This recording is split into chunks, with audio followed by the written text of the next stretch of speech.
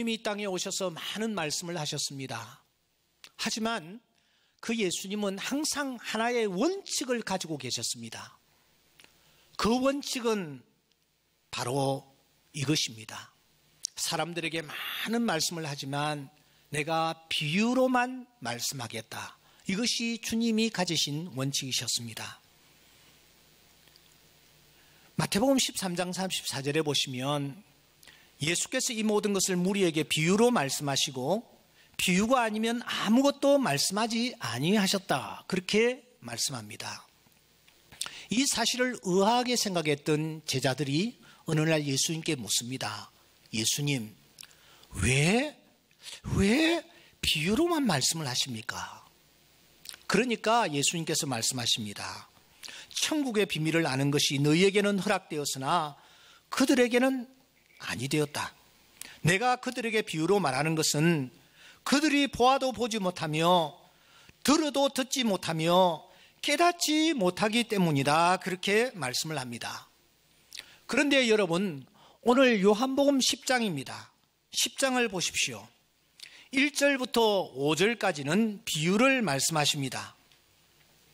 그런데 이 비유의 말씀을 문제는 누구에게 하시느냐? 19절을 잠시 넘어가 보시면 유대인들입니다. 그들입니다. 그들에게 비유를 말씀하시는데 이 비유만은 예수님께서 친히 해석을 해주고 계십니다. 특별한 예외 조항입니다. 7절부터 18절까지 예수님께서 이 비유에 대해서 친히 해석을 해 주십니다. 그만큼 이 비유가 중요하다라는 것입니다. 예수님께서 원칙을 깨시면서까지 비유에 대해서 설명해 주시고 해석을 해주고 계시기 때문입니다. 그러므로 오늘 우리는 짧은 시간이지만 이 말씀에 우리가 집중을 하면서 본문을 살피셔야 합니다. 먼저 우리는 이 비유에 등장하는 단어들, 그 중에 1절과 2절과 3절에 보시면 연속으로 나타나는 단어가 하나 있는데 그 단어는 문입니다. 이 문이라는 단어를 집중하여 살필 필요가 있습니다. 먼저 1절을 보십시오. 문을 통하여 했습니다. 이 문은 도대체 누구를 가리킬까요? 2절을 보십시다. 문으로 했습니다. 이 문과 그 다음에 등장하는 양의 목자는 어떤 관계일까요? 3절을 넘어갑니다. 그를 위하여 문을 열고 했는데 여기에 문은 도대체 누구를 가리키며 여기에 그라는 대명사는 누구를 가리키고 있을까요? 문지기를 가리킬까요? 양을 가리킬까요? 아니면은 그 다음에 등장하는 자기 양의 이름을 부르는 그런 목자를 가리킬까요? 도대체 이해가 잘 되지 않습니다. 4절에 보면은 양들보다 앞서가는 그가 등장하고 있습니다. 여기 그는 과연 또 누구란 말입니까? 여러분 6절을 주목하십시오. 예수께서 이 비유로 말씀하셨으나 그들은 그가 하신 말씀이 무엇인지 알지 못하니라. 참 어렵습니다. 도대체 여기에 그가 누구이며 문이 누구이며 양은 또 누구이며 문지기가 누구이며 정말 어렵습니다. 그런데 감사하게도 우리 주님께서는 7절부터 우리가 지금 가지고 있는 의문에 대해서 하나씩 명쾌하게 풀어가고 계십니다. 그 중에서도 우리가 특별히 의문을 가지고 접근하고 있는 이 문이 누구라고 밝히고 계십니까? 7절을 주목하십시오. 나는 양의 문이라. 9절을 보십시오. 내가 문이니. 예수님은 자신이 문이라고 말씀하십니다. 밝히십니다. 그러면 2절에 등장하고 있는 양의 목자는 도대체 누구를 뜻할까요? 11절을 주목하십시오. 나는 선한 목자라. 14절을 주목하십시오. 내가 선한 목자라. 그러니까 여기에 목자도 예수님 자신을 가리킨 것을 우리는 알 수가 있습니다. 그러면 여러분 3절에 보시면 그라는 대명사가 계속해서 등장합니다. 그를 위하여 그는 누구입니까? 그의 음성을 듣나니라는 그는 도대체 누구입니까? 자기 양의 이름을 각각 부르는 그는 도대체 누구입니까? 4절에 양들보다 앞서가는 그는 도대체 누구입니까? 여기에 그는 도대체 누구란 말입니까? 두말할 필요도 없이 여기에 그도 역시 예수님 자신을 가리키는 것을 우리가 확인할 수 있습니다. 그렇습니다. 예수님은 문이십니다. 아멘입니까? 예수님은 양의 목자이십니다. 예수님은 우리의 이름을 부르시며 우리보다 앞서 걸어가시는 선한 목자이십니다. 예수님만이 문이십니다. 예수님만이 양의 목자이십니다. 예수님만이 양들을 위하여 목숨까지 버리시는 선한 목자이십니다. 그런데 그 중에서 주님은 1절과 2절과 3절에 3번이나 자신이 문이심을 강조하고 있습니다.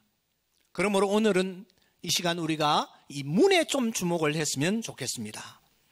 예수님이 자신을 문이다, 양의 목자다, 선한 목자라고 말씀하시는데 특별히 그 중에서도 내가 문이다 라는 것을 강조하고 있습니다.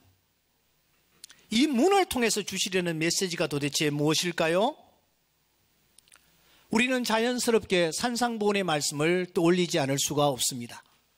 마태복음 7장 13절 14절에 보시면 좁은 문으로 들어가라. 멸망으로 인도하는 문은 크고 그 길이 넓어 그리로 들어가는 자가 많고 생명으로 인도하는 문은 좁고 길이 협착하여 찾는 자가 적음이니라.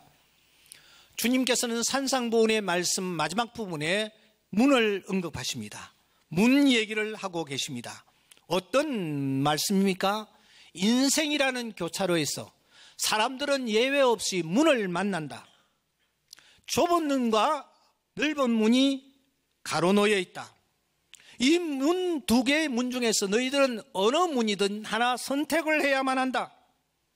그리고 그 문에 내가 발을 들여놓아야 한다. 문을 밀고 들어가야만 한다. 어느 문을 선택하느냐에 따라 자신의 미래가 결정되어진다. 더 나아가 죽음 후의 세계까지도 결정되어진다. 좁은 문을 선택했는가? 분명 그 좁은 문은 좁은 길이 펼쳐질 것이다.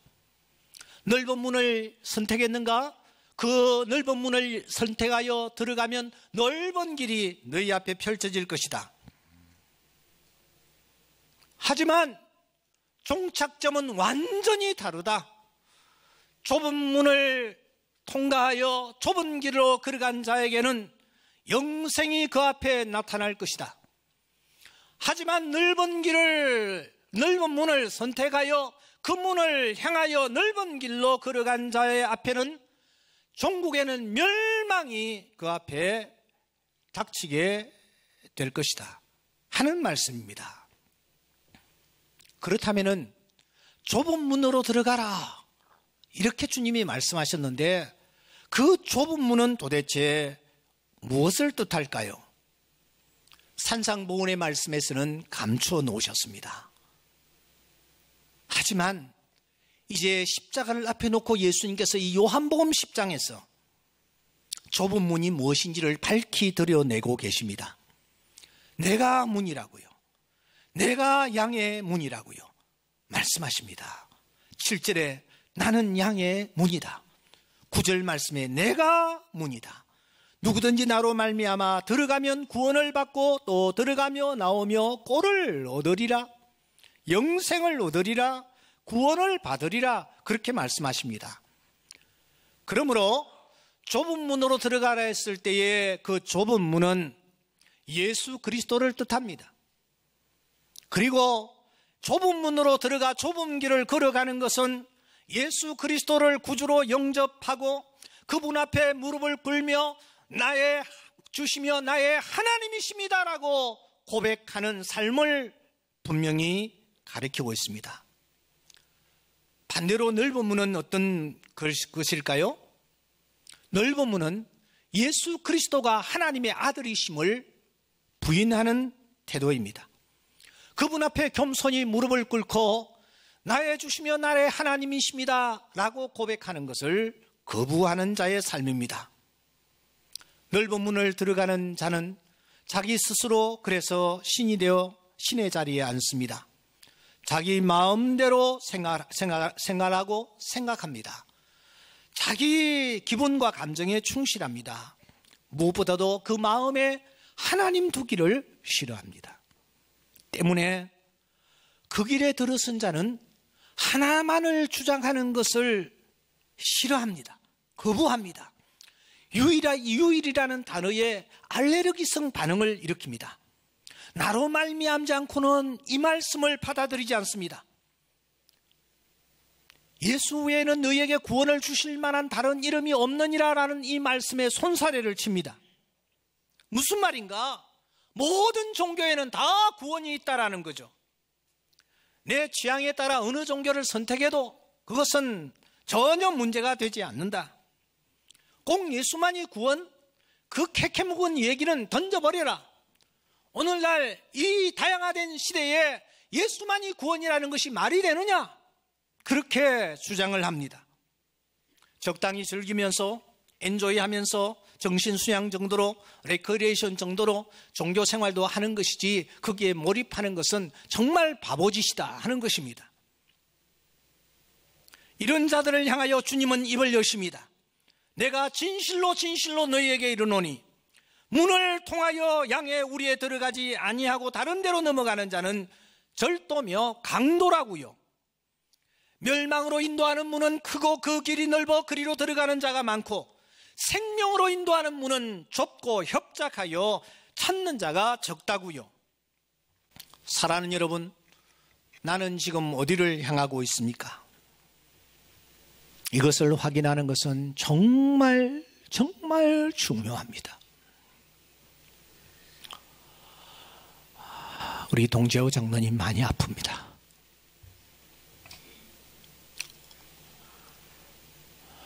계속해서 주권사님과 문자를 주고받고 있는데 정말 많이 아픕니다. 며칠 전에 서울대병원에 1인실에 가서 장로님과 대화를 나누었습니다.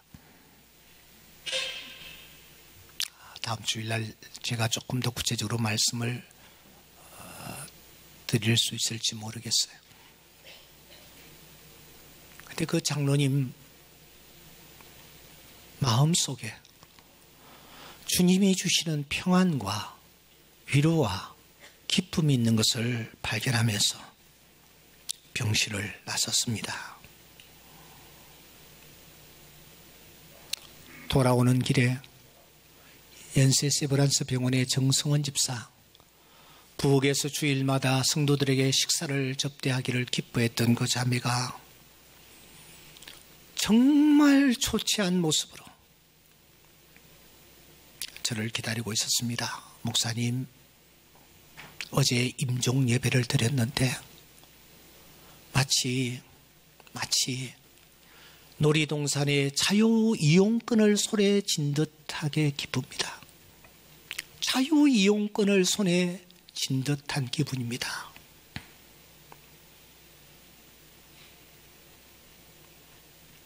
여러분들은 지금 어디를 향하고 계십니까? 어느 길에 들어서고 계십니까? 이것을 확인하는 것은 정말 중요합니다. 일부 예배 때 제가 간단하게 3가지를 정리하겠습니다. 자기 자신에게 적용하시기 바랍니다. 내가 좁은 문에 들어섰는가? 좁은 길을 그래서 걸어가고 있는가? 3가지 확인하는 바로미터, 리트머스 시험지가 본문에 있습니다.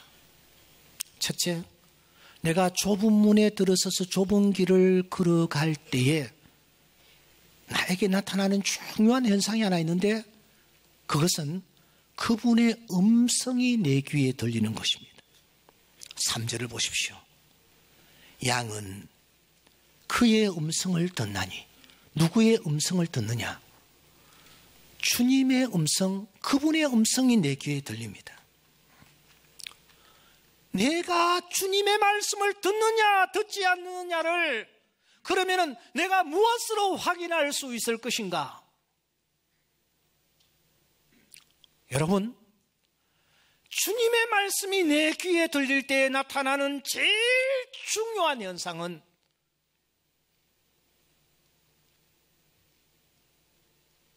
아픔이에요. 아픔. 찔림이에요. 찔림. 마태복음 26장 75절에 보면은 베드로가 주의 말씀이 생각나서 밖에 나가서 심히 통곡하더라고 했습니다. 오순절 성령 강림의 현장에서 베드로가 메시지를 전했을 때에 저들이 이 말을 듣고 마음에 찔려 그렇게 말하고 있습니다. 히브리서 4장 12절에 보시면 하나님의 말씀은 살았고 활력이 있어 좌우의 날선 이한 어떤 검보다도 예리하여 우리의 영과 골수와 관절을 찔러 쪼개기까지 한다라고 말씀합니다. 여러분, 말씀을 내가 듣느냐 듣지 않느냐, 제일 중요한 이 리트머스 시험지는 말씀을 들을 때에 그 말씀이 나에게 찔림으로 다가오는 것. 찔림으로 다가오는 자는 하나님의 말씀을 듣는 자입니다.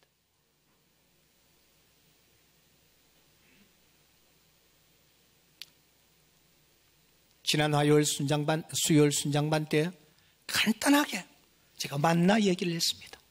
성경에 보면 만나가 처음 내렸을 때 좋아서 어쩔 줄 몰라 하던 이스라엘 백성들이 꿀 같은 과자가 됐다고 표현합니다. 시간이 흘렀습니다. 그런데 그것을 기름 섞은 과자라고 표현합니다. 시간이 더 흐르니까 저들은 만나를 하자는 음식이라고 표현합니다. 만나의 맛이 바뀌었을까요? 만나의 맛이 변했을까요? 그 질문을 20초 동안 전했습니다. 그로부터 몇 시간 뒤에 한 순장이 저에게 문자를 보냈습니다. 목사님, 20초 동안의 그 만나의 말씀이 제 가슴을 후벼 팠습니다. 찔렀습니다. 말씀이 진정으로 들리면 찔림이 옵니다. 여러분에게 찔림이 옵니까? 그러면 내가 말씀을 듣는 자입니다. 말씀을 듣는 자는 좁은 문에 들어선 자요 좁은 길을 걸어간 자입니다. 두 번째 나타나는 중요한 현상이 있습니다. 본문을 보십시오. 4절에 보시면 말씀을 듣는 자는 그분을 따라간다 그렇게 표현합니다. 말씀을 듣는 자는 듣는 것에서 그치지 아니하고 그분을 따라갑니다.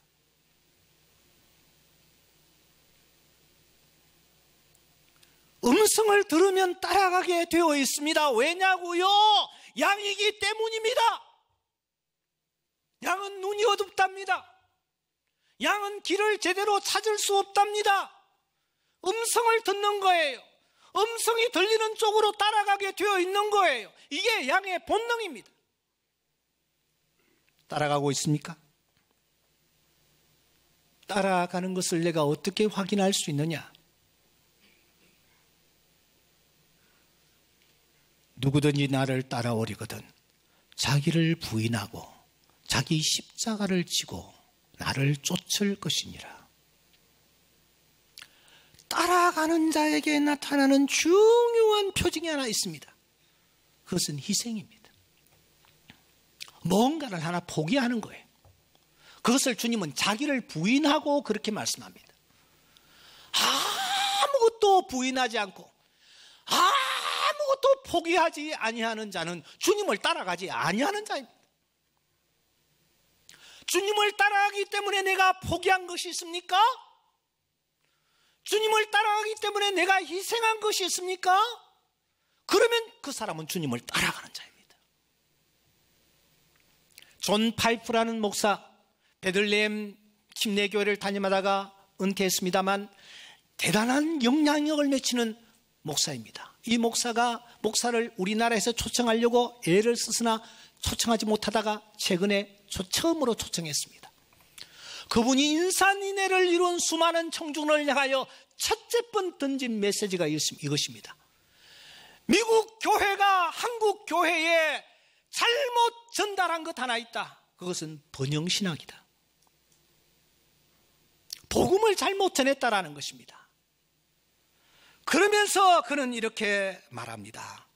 오늘날 상당수 목회자들이 신자들의 부와 명예 획득을 돕는 기능 존재로 활동하는 것 같다. 안타깝다. 예수 믿으면 잘 됩니다. 복 받습니다. 이게 복음의 원리가 아니에요. 예수를 믿으면 자기를 부인해야 합니다. 희생해야 합니다. 이게 복음이라는 거예요.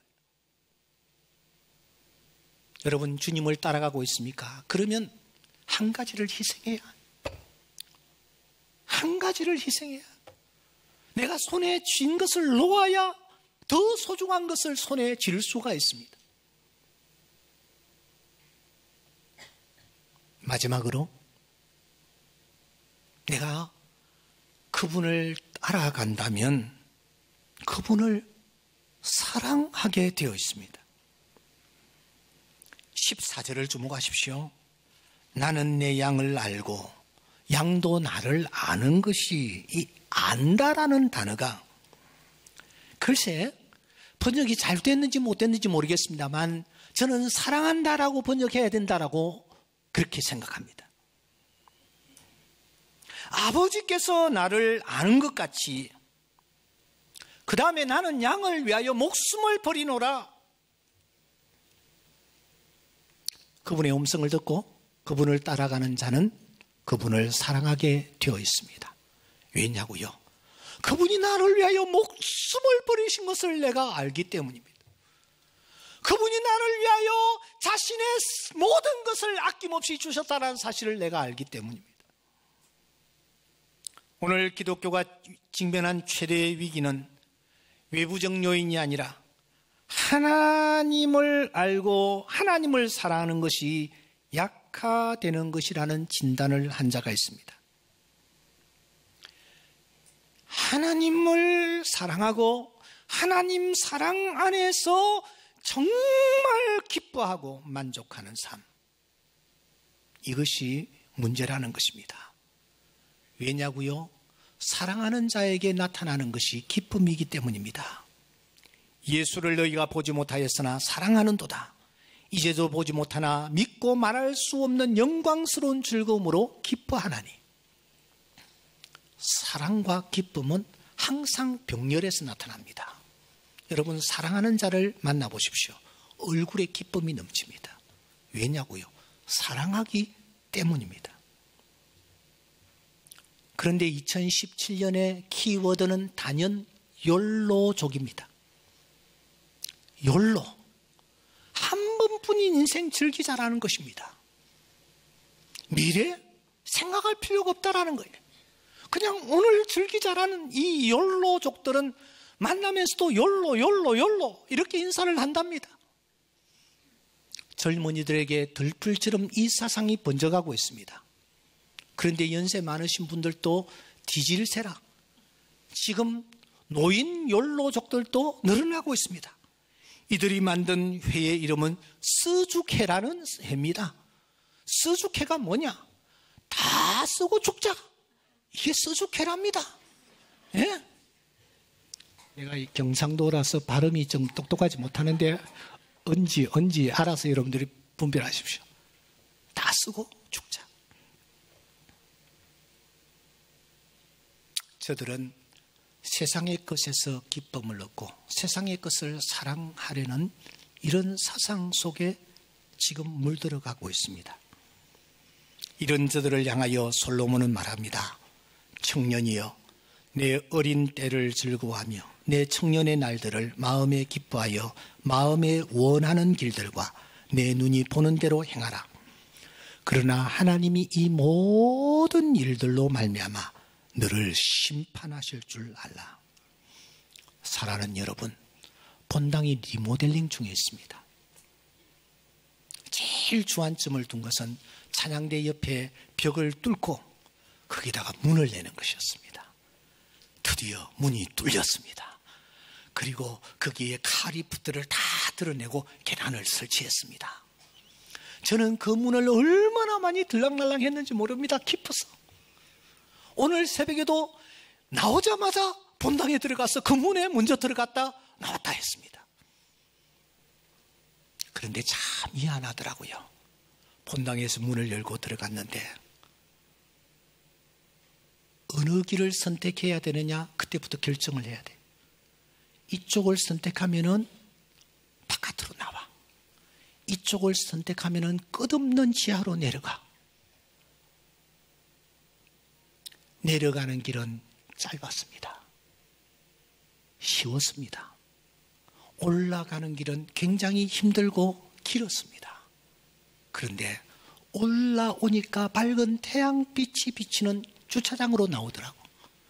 내려가니까 캄캄하기 그지없는 저 지하로 빠져들어가더라고요. 그런데 여러분, 가는 길과 오는 길이 모양이 똑같았어요. 크기도 똑같고 바닥도 똑같고 벽도 똑같고 모든 것이 똑같았어요. 분별할 수가 없었어요. 그러나 마지막 종착점은 하늘과 땅 차이였습니다. 오늘 여러분들은 어느 문을 향하고 계십니까? 그리고 어디로 여러분들이 향하고 계십니까? 독수리치며 올라가는 자 될 수 있기를 주의 이름으로 축원합니다. 그래서 의의 태양, 밝게 빛나는 태양 예수 그리스도를 만나는 은혜가 있기를 주의 이름으로 축원합니다.